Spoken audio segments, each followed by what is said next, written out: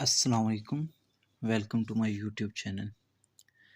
आज का जो हमारा टॉपिक है वो है होमोजेनियस कैटालाइटिक डाइमराइजेशन रिएक्शंस। तो सबसे पहले देख लेते हैं कि डाइमराइजेशन रिएक्शन क्या होता है।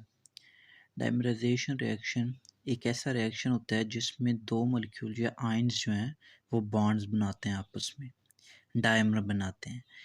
The word di mean two and mer mean shape. तो डाइमर का मतलब हो गया कि दो ऐसे मॉलिक्यूल या आयन जिनकी सेम शेप हो, ठीक है, वो जब बॉन्ड बनाएगी तो उसको हम डाइमराइजेशन रिएक्शंस कहेंगे। तो एग्जांपल देख लेते हैं जी डाइमराइजेशन रिएक्शन की।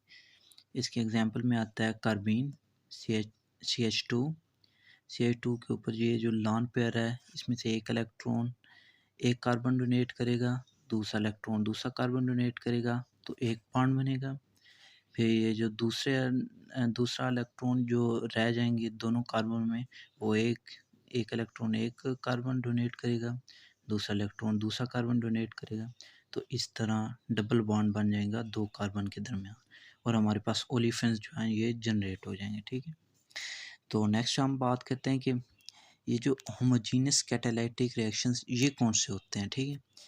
इन होमोजेनियस कैटालाइटिक रिएक्शंस होते क्या हैं, ठीक है। होमोजेनियस कैटालाइटिक रिएक्शंस में क्या होता है कि इनमें एक टेम्परेचर जो है वो हमें लेस रिक्वायर्ड होता है, प्रेशर हमें लेस रिक्वायर्ड होता है। इनकी एफिशिएंसी जो है वो हेट्रोजीनियस कैटालाइटिक रिएक्शंस के मुकाबले में ज़्यादा होती है, ठीक है। और ये इजीली सॉल्यूबल होते हैं, इनकी सेपरेशन जो है ये डिफ़िकल्ट होती है, ठीक है। तो होमोजेनियस कैटालाइटिक रिएक्शंस की बेसिकली डेफिनेशन क्या बन गई ये देखते हैं। ये होमोजेनियस कैटालाइटिक रिएक्शन हम एक ऐसे रिएक्शन को कहते हैं जिसमें कैटलिस्ट और जो रिएजेंट यूज़ हो रहे होते हैं उनकी फेज़ सेम होती है। फेज़ मीन कि अगर जो कैटलिस्ट है वो एक्वा शेप में है, पोजीशन में है, तो रिएजेंट्स भी एक्वा ही पोजीशन में होंगे। अगर कैटलिस्ट गैस फेज़ में है तो रिएजेंट्स भी गैस फेज़ में ही होंगे, ठीक है। तो अब एग्जांपल की बात करते हैं होमोजेनियस कैटालाइटिक डाइमराइजेशन रिएक्शन की, ठीक है। हम लेते हैं एक डाइमर 1,3-ब्यूटाडाइन। ये एक डाइमर ले लिया, ये एक है एक 1,3-ब्यूटाडाइन, दूसरा भी है 1,3-ब्यूटाडाइन। ये रिएक्ट कर रहे हैं RXH के साथ, ठीक है। तो यहाँ पे हम जो कैटलिस्ट यूज़ कर रहे हैं होमोजेनियस कैटलिस्ट वो क्या है, पैलेडियम साल्ट हम इधर इस्तेमाल कर रहे हैं और ये एडिशन हो रही है एंटी मार्कोन्यूज रूल के मुताबिक। RX जो है ये जो टर्मिनल है या इनिशिएशन कार्बन है इसके साथ बॉन्ड बनाएगा। इसका जो H है ये दूसरे जो इनिशिएशन में Ci2 डबल बॉन्ड CH है उधर जाके एक H जो है वो ऐड होगा, CH2 बना देगा और दरमियान में बॉन्ड CH और आगे जो है bond CH2 bond CH double bond CH2 वो उसी तरह सेम ही रहेगा, ठीक है। वो शुरू में जो है ना CH2 डबल बॉन्ड CH उनमें CH2 के साथ जो डबल बॉन्ड CH है CH में जाके ऐड होगा और वहाँ पे CH2 बनाएगा। और ये जो CH2 डबल बॉन्ड बना रहा है इधर से ये बॉन्ड टूटेगा और ये जो दूसरा डाइमर इस्तेमाल किया गया है इसके साथ ये बॉन्ड बना लेगा। तो नेक्स्ट क्या होगा कि ये जो RX है ये डबल बॉन्ड CH जो तीसरे कार्बन पे है उधर रिएक्ट करेगा और उधर जो डबल बॉन्ड बना हुआ है दूसरे कार्बन पे वो जो है वो पहले कार्बन के दरमियान में आ जाएगा। तो ये CH2 डबल बॉन्ड CH और RX जो है ये तीसरे कार्बन पे बॉन्ड बना लेगा और ये साथ में जो चौथा कार्बन है इसका एक हाइड्रोजन नीचे आ जाएगा, मतलब कि है CH2 ही। नेक्स्ट यहाँ पे रिमूवल होनी है RXH की, ठीक है। RXH की जब रिमूवल होगी तो इधर हमारे पास फिर डबल बॉन्ड बन जाएगा तीसरे कार्बन पे।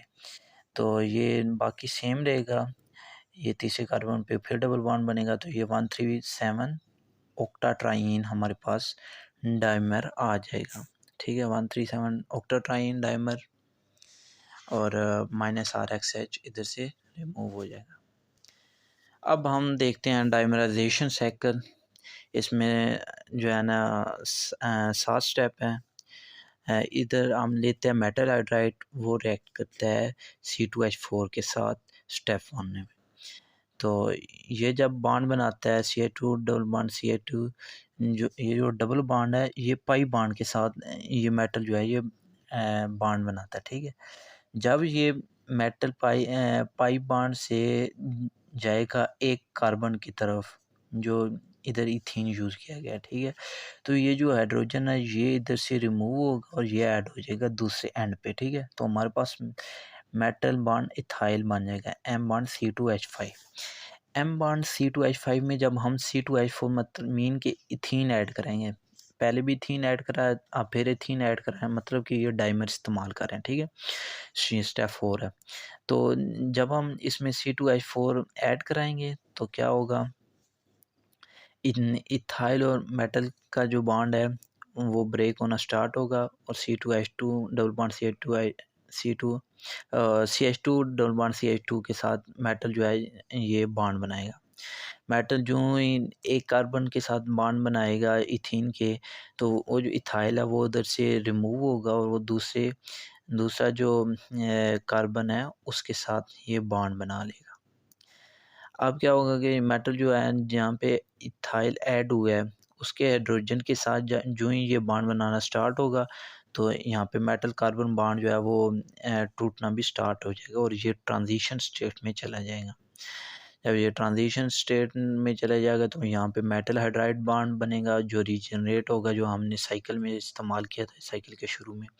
और इधर हमारे पास ethyl bond CH double bond CH2 ये भी जनरेट हो जाएगा और ये एंड प्रोडक्ट है डाइमराइजेशन साइकिल का, होमोजेनियस कैटालिटिक रिएक्शंस के।